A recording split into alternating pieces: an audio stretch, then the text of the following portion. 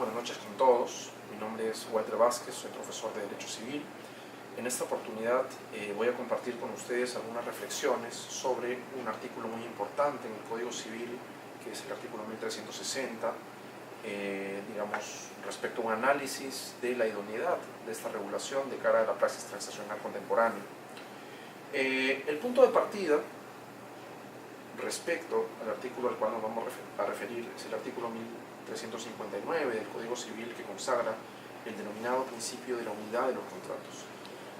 En virtud de este artículo, para la existencia de un contrato, las partes tienen que definir a través del acuerdo contractual, a través del consentimiento, todos los términos y condiciones relevantes, ya sea esenciales, ya sea secundarios. No obstante ello, existe una segunda regla, una regla posterior al artículo 1359, que es el artículo 1360.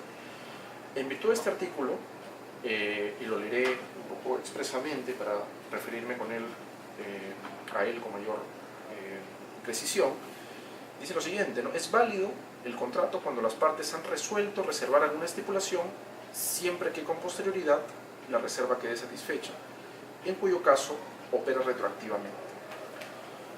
La disgregación de este artículo que acabo de mencionar, que acabo de leer, puede derivar en la existencia de tres reglas operativas distintas.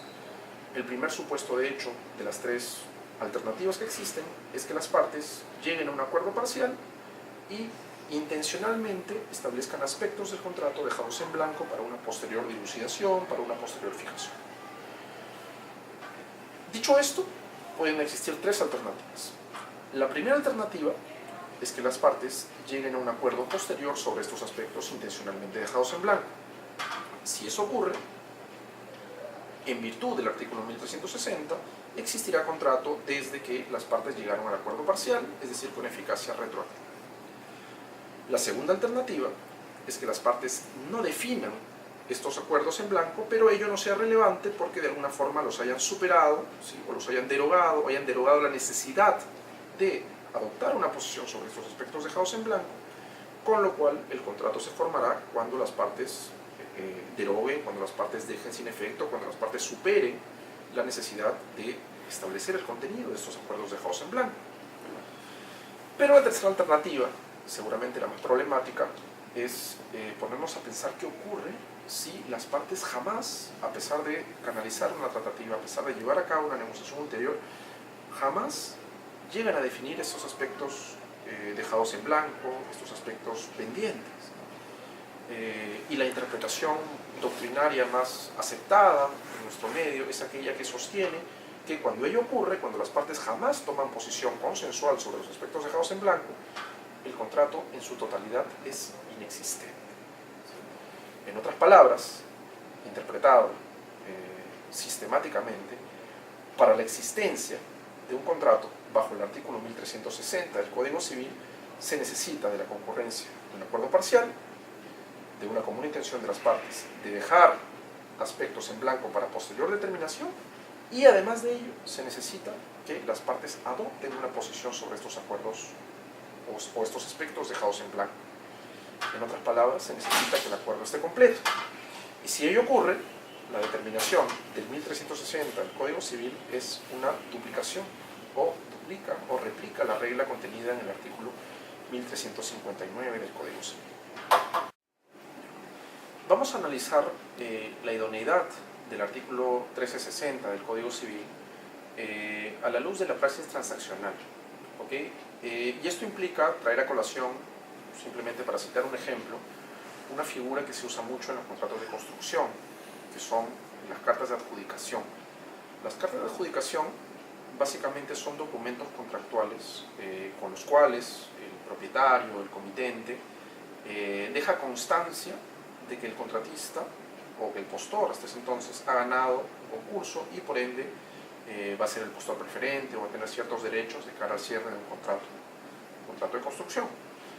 No obstante ello, muchas veces estas cartas de adjudicación van más allá de eso, ¿no? Y establecen pues los contenidos esenciales o el contenido esencial comercial de la posterior relación constructiva que las partes han cerrado o que las partes vienen negociando, y también establecen pues la aceptación por parte del contratista es algo común que esto ocurra, ¿no? Y cuando esto ocurre, pues también suele darse que el comitente, que el cliente le solicita al contratista que comience la ejecución de los trabajos o de la porción de los trabajos hasta ese momento definido, siendo que los detalles, entre comillas, siendo que algunas cláusulas menores van a ser cerrados o van a ser negociados posteriormente. Para efectos del análisis del 1360, asumamos que precisamente esto ocurre, que hay una carta de adjudicación, que es firmada por el comitente, que es firmada por el contratista, que establece los aspectos esenciales de la relación de construcción, el alcance del trabajo, que establece el cronograma, que establece el precio, pero que deja para una posterior negociación el límite de responsabilidad del contratista. ¿Okay? La pregunta relevante es, cuando ello ocurre, ¿el artículo 1360 del Código Civil es una norma idónea para regular esa carta de adjudicación, que en realidad parecería ser muy parecido a un contrato? Y desde mi punto de vista, la norma es idónea para regular relaciones como la referida, siempre y cuando los aspectos dejados a una posterior negociación sean aspectos esenciales. En el caso de la carta de adjudicación podría ser pues la definición del alcance. Si es que el contratista no tiene definido el alcance, evidentemente pues no podrá decirse que hay un contrato hasta ese entonces. No obstante ello, en el ejemplo colocado en el presente caso, solamente quedaba por definir un aspecto aparentemente no tan material como el alcance, como el precio, que era el límite de responsabilidad para el contratista.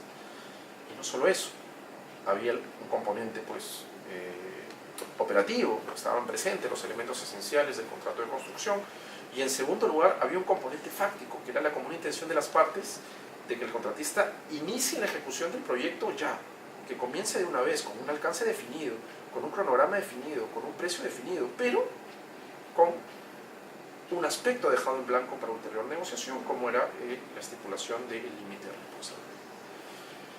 Desde mi punto de vista, en esos casos podría ser que la regla del artículo 1360 del Código Civil no sea del todo adecuada. Bueno, ¿y por qué la regla del 1360 no es adecuada en los casos de las cartas de adjudicaciones que he mencionado? Básicamente porque en esos casos, si es que seguimos a rajatabla la regla del 1360, bastaría que la parte que ya no está interesada, entre comillas, se haya arrepentido de seguir con el acuerdo hasta ese entonces arribado, bastaría que obstaculice el cierre del punto pendiente, que en el ejemplo fue el límite de responsabilidad. Siendo que ello ocurre, cuando ello ocurra, si es que se da, en virtud del artículo 1360, el contrato en su totalidad, ¿sí?, incluyendo el alcance, cronograma, precio, la ejecución ya iniciada del contrato, el contrato en su totalidad sería inexistente, lo que aparentemente sería una solución pues excesiva, ¿no?, excesivamente rígida, excesivamente inflexible. Lo cierto es que la praxis transaccional es posible superar esas situaciones, ¿sí?, a través de una adecuada redacción de los contratos, a través de una adecuada redacción en el sentido de dotar de completitud, ¿sí?, dotar de completitud al acuerdo inicial que las partes tenían respecto a la ejecución del alcance. Podrían decir que el acuerdo inicial ya no es un acuerdo parcial, sino es un acuerdo completo, si es que tiene los elementos esenciales para su desenvolvimiento. No obstante ello, ¿sí?, podrían las partes, si tienen interés en negociar un acuerdo adicional, podrían establecer que ese acuerdo adicional se va a canalizar a través de una adenda. Ello no activaría el artículo 1360, puesto que el 1360 está pensado para aspectos abiertos de un único contrato, no para dos contratos separados. En ese sentido, desde mi punto de vista, el artículo 1360 actual del Código Civil podría no condecirse con la praxis transaccional contemporánea, ¿no?, para supuestos en los cuales los aspectos reservados son menores, son nimios, son detalles, son insignificantes. Creo que decir que si es que esos aspectos no logran ser llenados por la común intención de las partes, el contrato es inexistente, es una solución excesiva. En este orden de ideas, quizás para una posterior reforma del Código Civil, podría considerarse flexibilizar el artículo 1359 a través de el acogimiento de una regla como es la que actualmente tienen los principios de UNIDROIT del año 2016.